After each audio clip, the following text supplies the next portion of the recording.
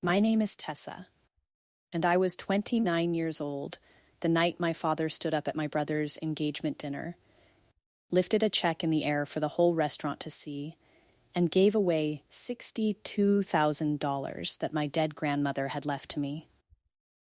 He didn't say my name. He said Cole's. He said Haley's. He smiled at her parents across the table, like a man handing out his own generosity. A little something from us, he said, to help these two start their life right. $62,000. To the dollar. The exact number from the line in my grandmother's will with my name beside it. And as the table clapped and Haley pressed both hands to her mouth, my mother leaned into my ear, her voice soft as a lullaby, and said the thing I'll never forget. Don't you dare make this about money. Not tonight. Not while we're all still grieving her. So I clapped too. I smiled. I let them think I was the quiet sister who knew when to keep her mouth shut. And what I did in the 11 weeks after that, not one of them saw it coming. Welcome to Composed Drama Stories, where the women everyone underestimated finally tell their side. If quiet strength and slow justice are your kind of evening, stay with me. Let me take you to the next morning. My apartment. Coffee going cold. And a single sheet of paper on my kitchen table that my father had handed me in the parking lot the night before, folded twice, like a secret. A receipt of disbursement. That's the heavy legal name for it. In plain words, a form you sign to say you've received your share of someone's estate, and that you have no more claims. He wanted me to sign it. There was a line for a dollar amount. And in that line, in my father's careful handwriting, was a number. $4,000. Grandma had left me 62. The paper in front of me said 4, and it had a little sticky arrow pointing at the signature line. The kind you put on a document when you've decided in advance the answer is yes.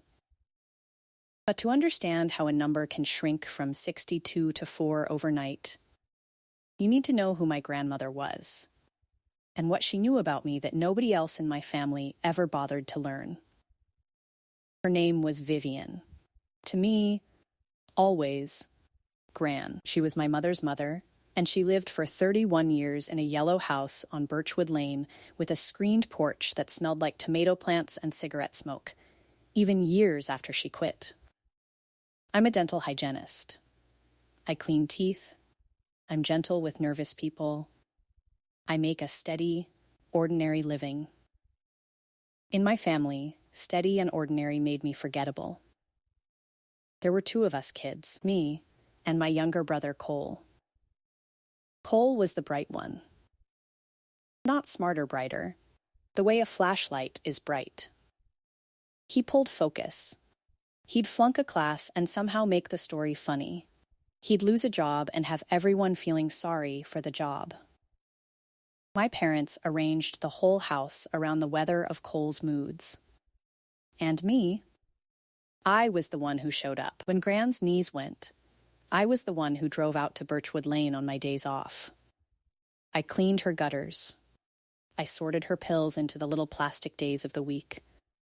I sat with her through the long afternoons when the TV was just noise, and she wanted somebody breathing in the room. I want to be honest with you. I didn't do it to be in a will. I didn't even think about a will. I did it because she was mine, and I was hers. And being near her was the one place in my family where I never had to perform. Gran saw me. That's the whole thing. She'd watch me sorting her pills and she'd say, "You're the one who stays, Tessie. People are going to spend their whole lives trying to be remembered. And you just quietly show up. Don't let them teach you that's worth less than noise." I thought it was just something old people say. I didn't know she meant it as a promise. Gran got sick in the spring. It was fast, the way it sometimes is, a cough that wasn't a cough, then scans, then a word none of us wanted to say out loud. She had about 5 months. And in those 5 months, I want you to picture who was in that yellow house. It was me. Almost only me. My mother came on Sundays and cried in the kitchen and called it visiting. My father came twice. Cole came once at the very end for about 40 minutes and spent most of it on his phone in the driveway. I'm not telling you that to make myself a saint. I'm telling you because it matters for what comes later, because there's a difference between the people who sit with someone while they're dying and the people who show up for the will, reading in a clean shirt. Let me tell you about one of those afternoons, because I want you to feel it the way I did. It was August, brutal and wet. Gran had stopped being able to manage the stairs, so we'd moved her bed down into the front room where her wedding photos hung. The chemo had taken her appetite and most of her hair, and she'd gotten very small, the way people do, like the body starts folding itself away early. I'd come straight from work, still in my scrubs, smelling like mint polish and latex gloves. She'd had a bad night. The sheets needed changing, and so did she. And there's a particular kind of love that only exists in those moments, the love where you clean up a grown woman who used to braid your hair, and neither of you says a word about it, because words would make it unbearable. I changed her. I rolled her gently to one side and then the other. I put fresh sheets under her and a clean nightgown on her, the soft blue one she liked. And the whole time she just held my wrist with her thin, cold hand and looked at the ceiling. When it was done, she said, "I called your mother this morning. Asked if she could come sit Thursday so you could have a day." She gave a little laugh that turned into a cough. She said she'd see. She's been saying she'll see for about 4 months now. I told her it was fine. I told her I didn't need a day. And she squeezed my wrist and said, "That's exactly the problem, Tessie. You never need anything. So they've all decided you don't." She looked at me then, really looked. "I see what you need. I see all of it. Don't you let me leave here without you knowing that somebody saw." I didn't understand that August afternoon that she was already drawing up the plan. I just thought she was being sentimental. I held her hand until she fell asleep, and then I sat in her kitchen and cried very quietly so she wouldn't hear. And then I washed the dishes, because that's what I do. Cole's one real visit came in September. He brought a card and a balloon, which I think tells you everything a balloon, for a dying woman, like she was turning 8. He stayed 40 minutes. He took a phone call in the driveway that lasted 20 of them. Before he left, he hugged Gran and said, "Love you, Gran. You're going to beat this." Which was a lie everyone in the room knew was a lie, and which let him leave feeling like a good grandson. On his way out, he passed me in the hall and said, "You're a saint for doing all this, Tess. Seriously." And then he was gone. And I was still there, and the difference between a saint and a servant is mostly just who gets to leave. I'm not bitter about it anymore. But I was tired. You have no idea how tired. I was working full-time and doing hospice-level care on my off days, and nobody in my family ever once asked if I was okay. They asked how Gran was. They never asked how I was. In their minds, I wasn't a person who could be tired. I was a function. A Tessa-shaped thing that handled the hard part, so they didn't have to look at it. Gran died on a Tuesday in October. I was holding her hand. The last full sentence she said to me, 2 days before, was, "I took care of it, Tessie. I made sure. Don't let your mother tell you different." I thought she was talking about her funeral arrangements. I told her not to worry about any of that.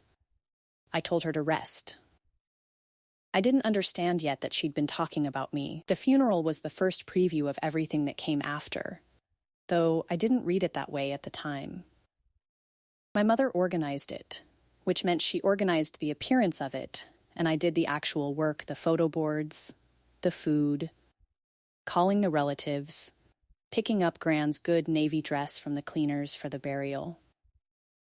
At the service, Cole gave the eulogy. My mother had asked him to, not me, even though I was the one who'd spent every Sunday of my adult life on that screened porch. Cole stood up and told 2 stories about Gran, and one of them was actually about a different grandmother, our dad's mother, but he told it so warmly that everyone cried. And afterward, people kept telling my mother what a sensitive, loving boy she'd raised. I sat in the second row. A great aunt I barely knew leaned over during the service and whispered, "Now which one are you, dear?" I said I was Tessa, Vivian's granddaughter. She said, "Oh, the helper." Vivian always mentioned the helper, the helper. 51 Sundays a year for a decade, and I'd made it into the family folklore as a role, not a name. After the burial, back at my mother's house, I was in the kitchen, plating cold cuts when my mother came in, put her hand on my shoulder, and said, "You're so good at this, sweetheart. Can you keep the coffee going? People are going to be here a while." And I did. I kept the coffee going at my own grandmother's funeral while my brother got hugged in the living room for a eulogy about the wrong grandmother. I want you to sit in that, because I did. With a coffee pot in my hand, and some small, permanent thing inside me went quiet and started paying attention. 3 days later came the folder on the counter. The one my mother left while she took a call, the one I opened because I'm the one who reads things. $62,000. In gratitude for what she already knows. I read that line standing in my mother's kitchen, and I had to put my hand flat on the counter to stay upright. Because it was Gran reaching out from the grave to put her hand on my wrist one more time. I see what you need. I see all of it. I closed the folder before my mother came back. I didn't say I'd seen it. I just filed it away in the part of me that keeps records. And I waited, the way I always wait. I had no idea yet what I was waiting for. Now here's where the trouble started, and it started quiet, the way the worst things do. My mother and father were named co-executors of Gran's estate. An executor, in plain words, is the person legally in charge of settling everything after someone dies, paying the bills, gathering the money, and handing out what the will says, to who it says, in the amounts it says. It's a job built entirely on trust. The whole system assumes the executor will be honest. My parents had Gran's will. They had the keys to the yellow house. They had access to her bank accounts and her one modest investment account. And they had a son getting engaged who needed money. Cole had proposed to Haley 3 weeks after the funeral. Haley was lovely, honestly, a vet tech, warm, a little anxious, the kind of person who remembers your coffee order. Her family was comfortable and tidy and watchful, the kind of people who'd absolutely notice if the man marrying their daughter brought nothing to the table. So my parents had a problem. Cole had nothing. No savings, a car that was mostly debt, and a fiancé whose parents owned their home outright. And here was all this estate money, sitting in accounts only mom and dad could touch, with a son who needed to look like a catch. The temptation wrote itself. The engagement dinner was at a steakhouse, the kind with white tablecloths and a wine list thicker than a Bible. Haley's parents were there, an aunt, Cole's 2 loud friends, and me, in the dress my mother had told me to wear, seated, as always, at the far curve of the table where you have to lean to be part of the conversation. I'd brought a card, a real one, with a handwritten note for Cole and Haley, because I'm the one who does that. I had it in my purse. And then my father stood up, and he reached into his jacket, and he pulled out a check, and he held it up, and he made his little speech about helping the kids start right. And the table erupted, and Haley cried. And her mother reached over and squeezed my mother's hand like they were all building something beautiful together. $62,000. I knew that number. I'd seen it once already, 3 days after the funeral, when I'd asked, gently, whether Gran had left any instructions. And my mother had said, "Oh, there's a little something for everyone, don't worry about it," and then left a folder on the counter while she went to take a call. And I, being me, being the one who reads things, had opened it. A specific bequest. That's the legal term. In plain words, a line in a will that leaves a specific named amount to a specific named person. And one line said, "To my granddaughter Tessa, the sum of $62,000. In gratitude for what she already knows. In gratitude for what she already knows." That was Gran. That was her telling me she'd seen every gutter I cleaned and every pill I sorted, and she'd answered it the only way the law would let her. So I sat in that steakhouse, and I watched my father give my gratitude to my brother as if it were his own. And I watched the whole table love him for it. And my mother's hand came down on my arm. "Don't you dare. Not tonight. Not while we're grieving her." And I understood all at once and completely exactly what was happening. They weren't grieving her. They were spending her. And they were using her death as the gag to keep me quiet while they did it. People expect rage here. I didn't feel rage. I felt something colder and steadier than rage. I felt certain. So I smiled. I clapped. I even hugged Haley, who deserved no part of this and knew nothing about it. And I put my little handwritten card back in my purse, unopened, because some part of me already knew it didn't belong at that table. Then came the parking lot, and the folded paper, and the number 4,000, and the sticky arrow pointing at the line where I was supposed to sign away the rest. "It's just to tidy up the estate," my father said. Gran left things a little messy. There's debts, there's the funeral, there's the house to deal with. 4,000's about what's left over for each of you once it's all settled fairly. Sign it, and we're square. 4,000. About what's left over, once it's all settled fairly. I almost signed it. I want you to know that. Standing in that cold parking lot, exhausted from grief, conditioned my whole life to make things easy for everyone but myself, I almost took the pen. What stopped me was Gran's voice. "I took care of it, Tessie. I made sure. Don't let your mother tell you different." I'd thought she meant the funeral. Standing in that parking lot, I finally understood she'd meant exactly this moment. She'd known. She'd known her own daughter, and she'd tried to warn me from her deathbed. So I told my father I'd look it over and bring it Sunday. He smiled, relieved, certain I'd fold the way I always folded. I took the paper home, and I did not sign it. Instead, I did the most dangerous thing a quiet person can do. I started asking questions out loud. Now, here's where a lot of these stories cheat, and I promised you I wouldn't. I want to be clear. No secret hero swept in to rescue me. Gran hadn't hidden a magic envelope for me to find. There was no long-lost letter, no relative waiting in the wings with the perfect document. There was a will, an ordinary will, and a law that already existed, and a frightened woman finally willing to use both. The first thing I did was find out who wrote the will. The folder I'd peeked at had a law firm's name on the cover page. A small estate planning practice downtown.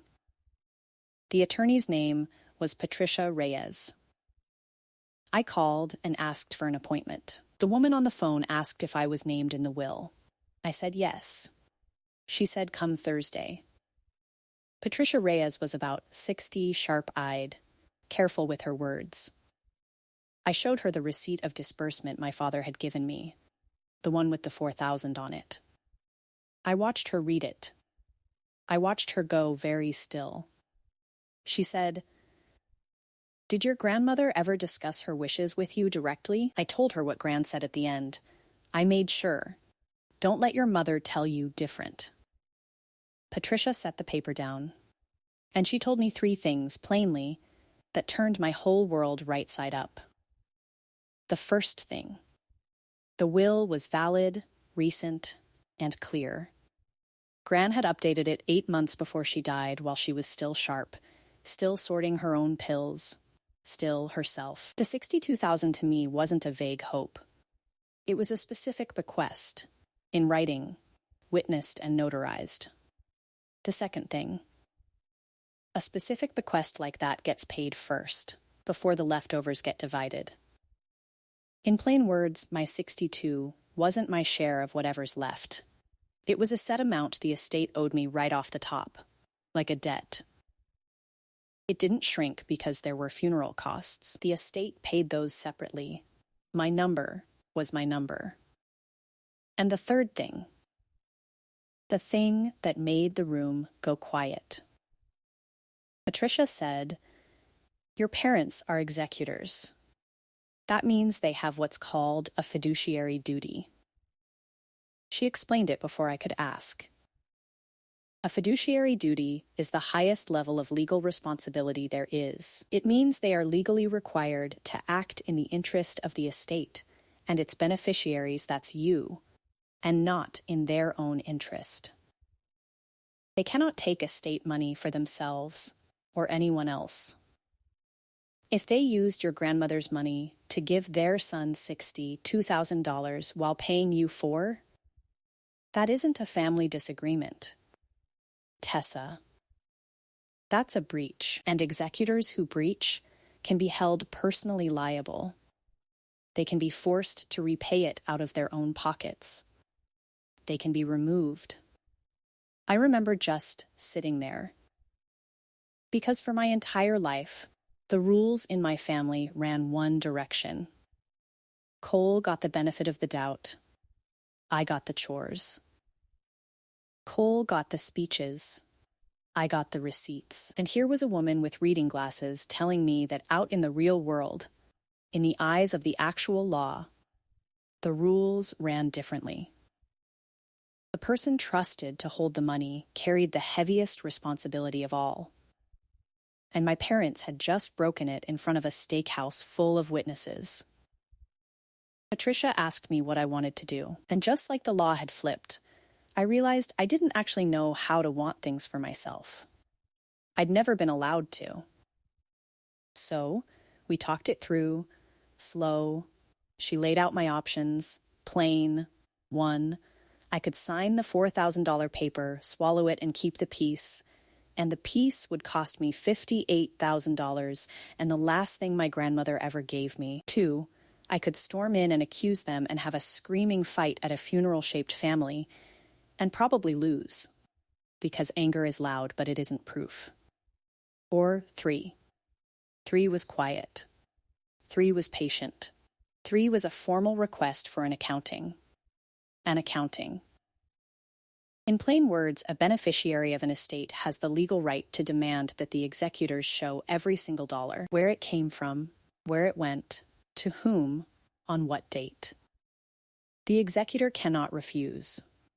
They have to open the books. And if the books show estate money walking out the door to a son's engagement, the paper doesn't care how charming he is. The numbers just sit there and tell the truth. It's slow, Patricia warned me. It's not dramatic. There's no big scene. We send a letter, we follow a process, and we let the documents do the talking. Some families settle the moment they realize you've asked, because they don't want a court looking at the books. Are you prepared for your family to be very angry at you for asking a completely reasonable question? I thought about the steakhouse, the whisper, the sticky arrow. I said yes. I want to tell you something about the weeks that followed. Because this is the part these stories usually skip. And it's the part that's actually true. I didn't feel powerful. I felt sick most days. I'd send Patricia a document and then drive to work and clean somebody's teeth and make small talk about their vacation while my whole chest buzzed. I went to Sunday dinner twice during that stretch and sat at the family table and let them believe I was about to sign. My mother kept patting my hand. My father kept asking, "Light as anything, you get a chance to look at that paper, Tess?" And I kept saying, "Almost. Just been a rough few weeks, since Gran." Using grief as my own cover, the way they'd used it as mine. I'm not proud of the lying, but I'd learned the language of that house from the people who built it. Patricia sent the formal letter requesting an accounting, and the temperature in my family changed overnight. First, my mother called, warm and worried. "Sweetheart, your father got some confusing letter from a lawyer. There's clearly been a mix-up. You didn't go and hire somebody, did you? Over a little estate money? After everything?" When Warm didn't work, my father called, and Warm was gone. "I don't know what you think you're doing," he said, "but you're going to embarrass this family and ruin your brother's engagement, and for what? You were always jealous of him. Even now, even with your grandmother barely in the ground." Jealous, that's the word they reached for, because in the story they told themselves, a daughter who asked to keep what she was given could only be jealous of the son they'd given it to. I didn't take the bait. I just said, calm as I could, "I'm not asking for anything that isn't mine. The accounting will show what Gran wanted. If I'm wrong, it'll prove I'm wrong, and I'll apologize." "Are you worried it'll prove you wrong?"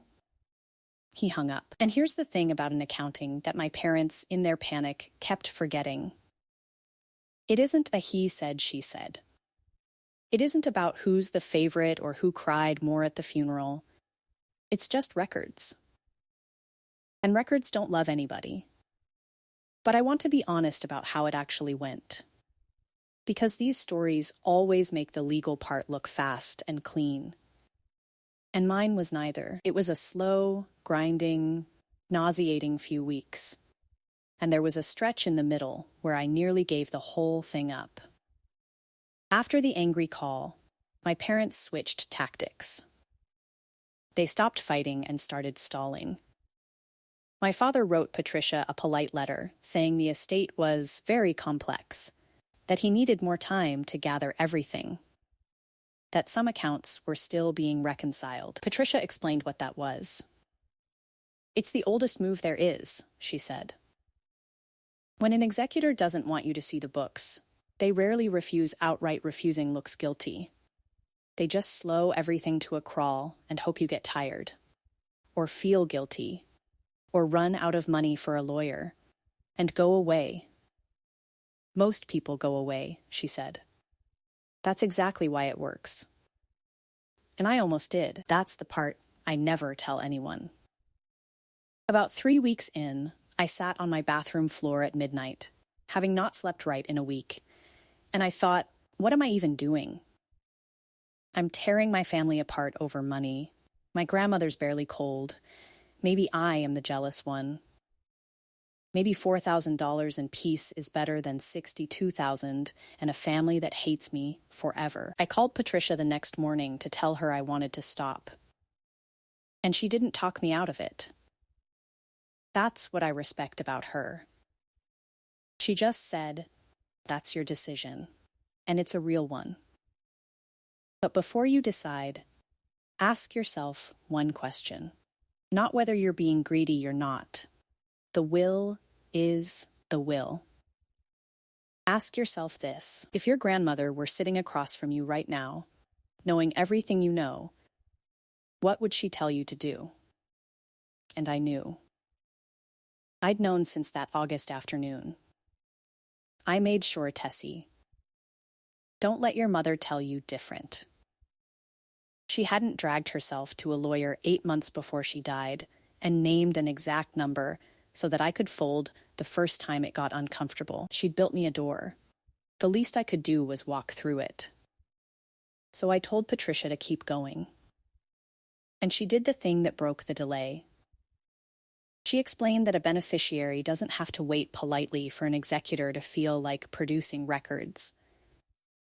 You can petition the probate court to compel an accounting in plain words. You ask a judge to order the executor to open the books by a hard deadline, with the court watching. The moment that petition is on file, I Need More Time stops working, because now it's a judge asking, not a daughter. Patricia drafted it.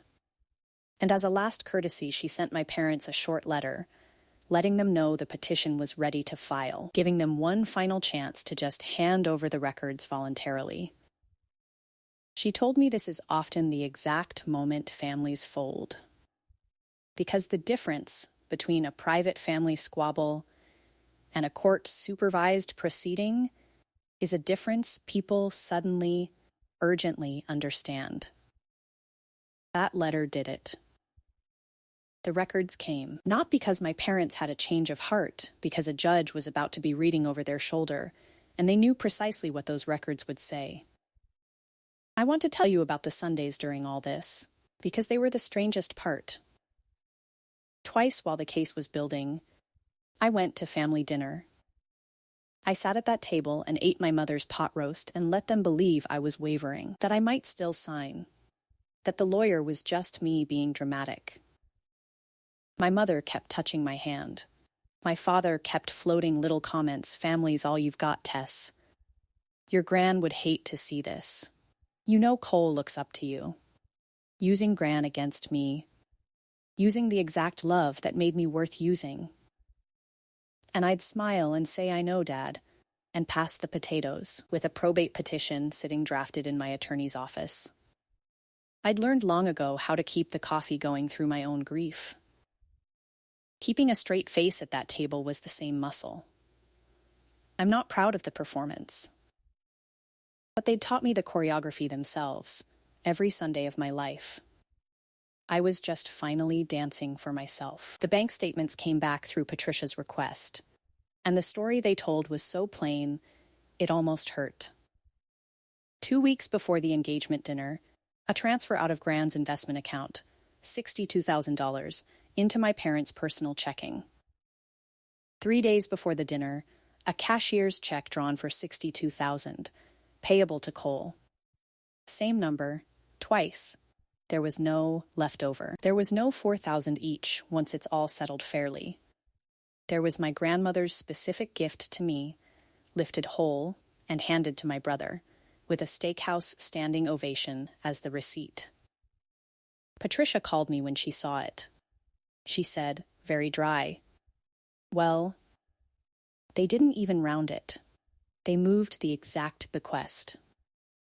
In 16 years, I've rarely seen an executor make my job this easy. I should have felt triumphant. Mostly I felt grief, all over again. Because the numbers didn't just prove the theft. They proved how little they'd thought of me. They'd been so sure I'd never look. They hadn't even bothered to hide it. They'd assumed my silence the way you assume the floor will hold. Now, this is the part where a different story would give you the big, dramatic room. The heroine slides a folder across a table and destroys everyone.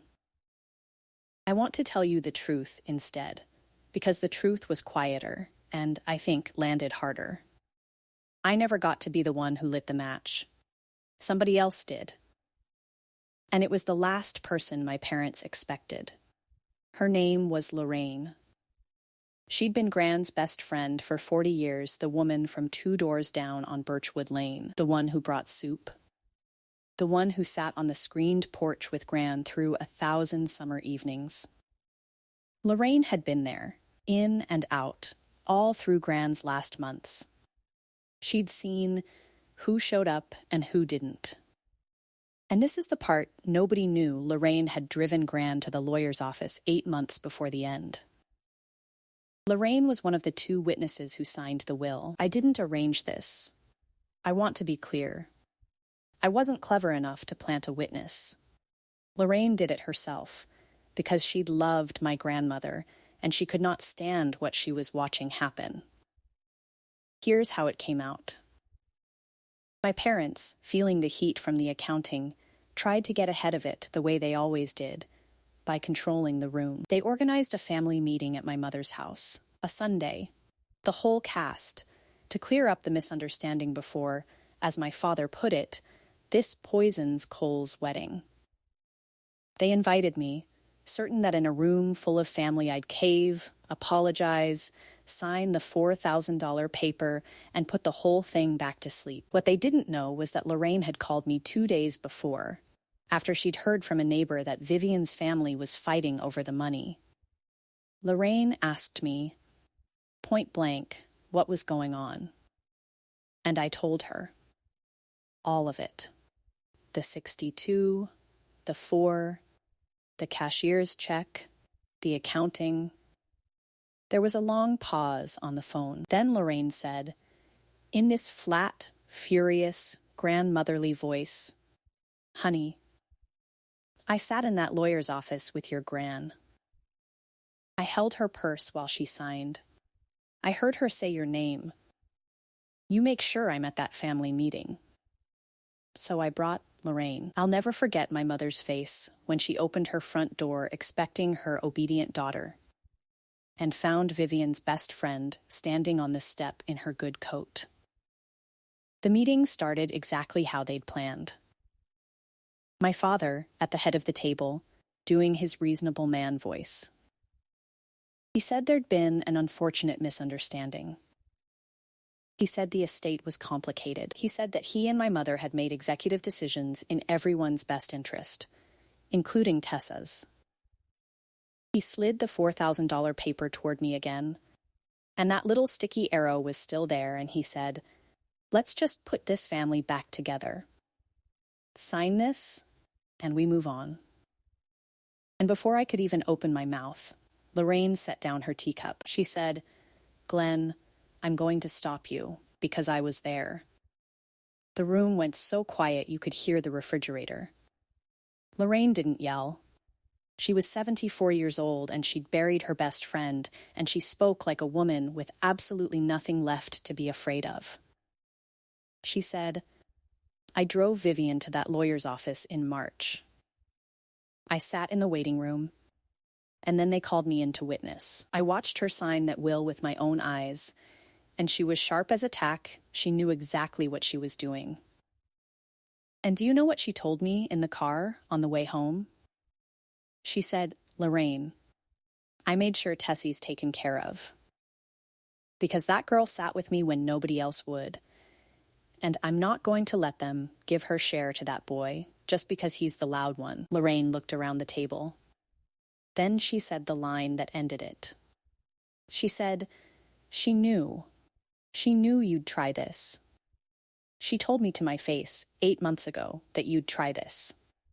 So don't you sit at her daughter's table and tell that child it's a misunderstanding.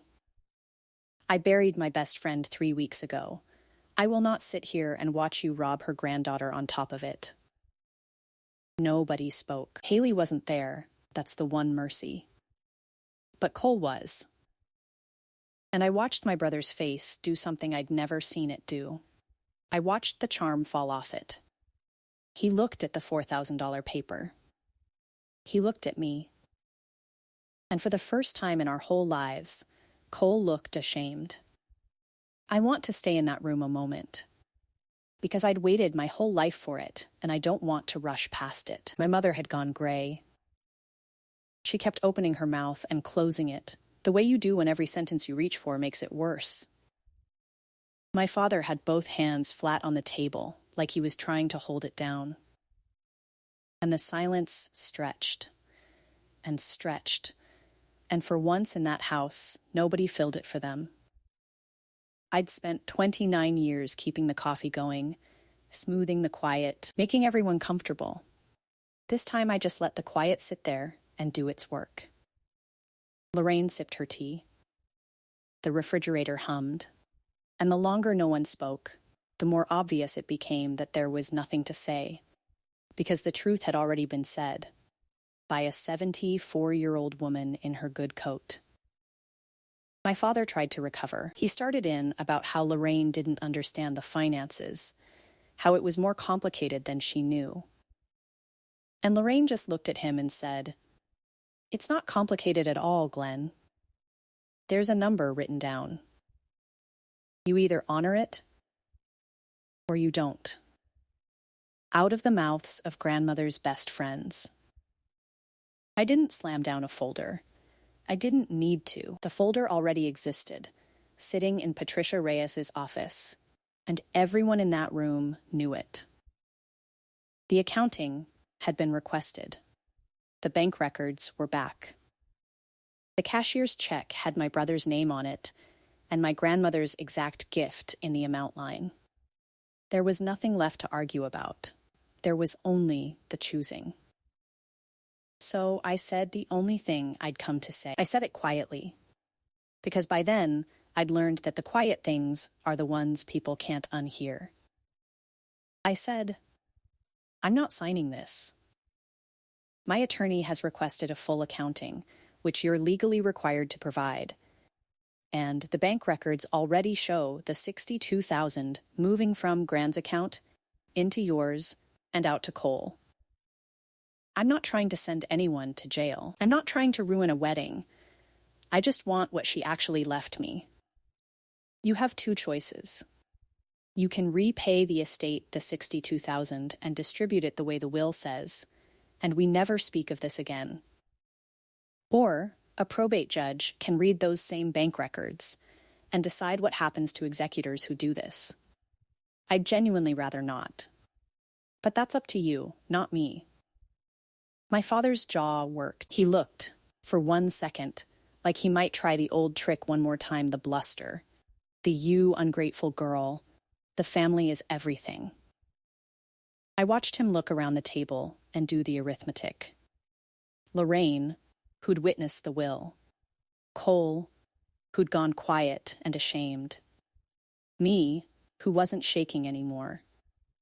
And a judge waiting at the end of the road. And I watched him understand, maybe for the first time in his life, that there was no version of this where talking louder got him out. My mother started to cry. She said, "How can you do this to us? Over money? When we just lost her?" And I'd had 11 weeks to find the answer to that, so it came out steady. I said, "You lost a mother. I lost the one person who ever actually saw me. And then you took the last thing she gave me and clapped while you handed it to Cole. So don't ask me how I can do this over money. This was never about money. The money is just the only language the law speaks, and I needed something that could finally make you stop." Here's how it ended. Not with handcuffs. Grounded justice rarely looks like the movies. It looks like a settlement letter, faced with the accounting and the bank records. My parents did the math that mattered to them, the math of a judge looking at those statements. Within a month, on Patricia's advice and their own panic, they repaid the estate. They had to take a loan against their house to do part of it, because, and this is the bitter little truth, at the center of it all, Cole had already spent some of the money. He'd put a chunk down on a leased SUV and a ring fancier than Haley had asked for. The gift was already half gone, which meant my parents covered the gap themselves. The very thing they'd tried to do to me, make me eat the shortfall in silence, landed back on them. The estate was distributed the way Gran wrote it. $62,000 came to me, the way she'd intended on a March afternoon with Lorraine holding her purse. I didn't gloat. I cried, honestly, when the check cleared, because it wasn't really a check. It was the last sentence of a conversation she and I had been having my whole life. In gratitude for what she already knows. Let me tell you what happened to everyone, because real consequences are the whole point. But first, what I did with the money. Because it matters to me that you know I didn't do anything loud with it. I didn't buy a car or take a trip or post about it. I put 50,000 straight into a retirement account. The first real one I'd ever had. Because cleaning teeth doesn't come with a pension, and I'd spent my whole life taking care of everyone but the old woman I'd someday become. With a little of the rest, I did one thing that wasn't practical at all. I had Gran's yellow front door, the one from the house on Birchwood Lane, which the estate sold, taken off its hinges before the closing, refinished, and hung at the entrance to my own apartment. People think it's an odd choice. I let them. I know it's a door she opened for me twice. Once every Sunday for 10 years, and once from the far side of dying. My parents were not removed as executors in the end, because they corrected it before a judge had to. But Patricia made sure the estate closed with a clean, court-filed accounting, which meant it was now permanently on the record what they'd tried to do. Their reputation in the family did the rest. My aunt, Gran's other daughter, stopped speaking to my mother for a year. The story got around, the way stories do. My father and I are barely in contact. I won't dress it up. He still believes I humiliated the family over money. And I've made my peace with the fact that he may believe that until he dies. Some people can only see the version of the story where they're the wronged one. Cole surprised me. About 2 months after it all settled, he showed up at my apartment, unannounced, holding a six-pack and looking like a kid who'd been caught. He sat on my couch and he said, "I didn't know it was yours." I swear to God, Tess, they told me it was just family money. But I should have asked. I never ask, because asking has never cost me anything before. I'm sorry. And then he said the thing that mattered most. He said, "Lorraine was right. You're the one who showed up. For Gran. For all of us. And we let you carry it, because you never made us pay for putting it on you."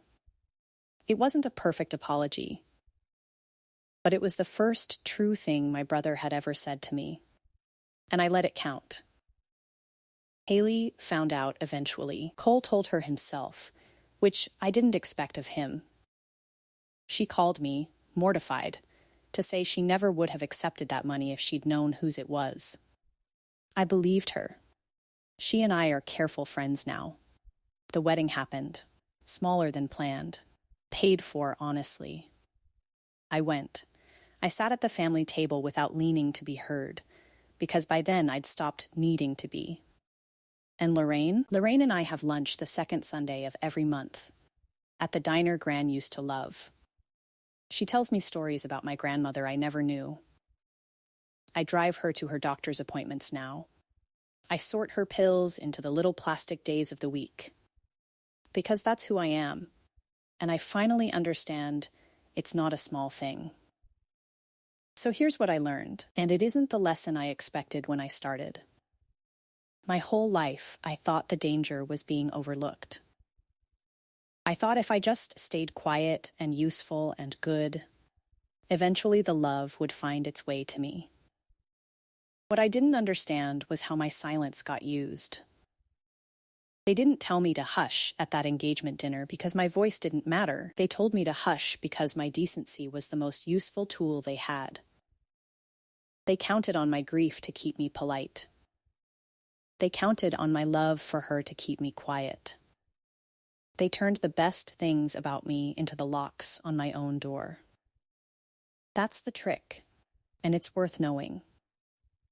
When someone tells you not to make a scene at a funeral, at a wedding, at a deathbed, when they wrap their dishonesty in your own good manners, stop and ask one question.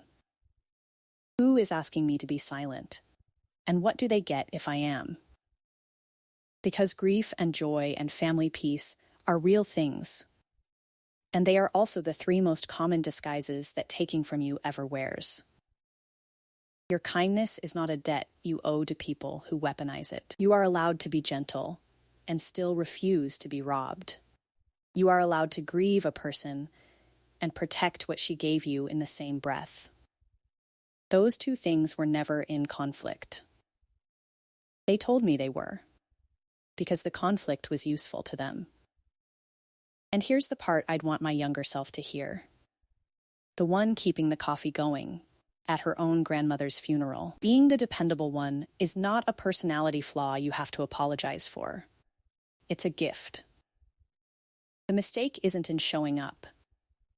The mistake is in believing that showing up quietly means you forfeit the right to ever be loud about what's fair. You can be the one who stays, and the one who says no. The same hands that sort the pills can sign the petition. Gentleness and a spine have never once been opposites. The world just hopes you'll never figure that out. Because a kind person with boundaries is the one person it can't take from. Gran knew all of this. That's what ingratitude for what she already knows meant. She wasn't only thanking me for the gutters and the pills. She was telling me she'd seen the whole shape of our family, clearly, from her screened porch, and she'd made sure that this one time, the person who quietly showed up wouldn't be the one quietly left out. I just had to be brave enough to let her. If this reminded you of someone, share it with the person in your family who always shows up and never asks for anything back. And tell them, from me, that showing up was never the small thing. Drop a comment, hit subscribe, and I'll see you in the next story.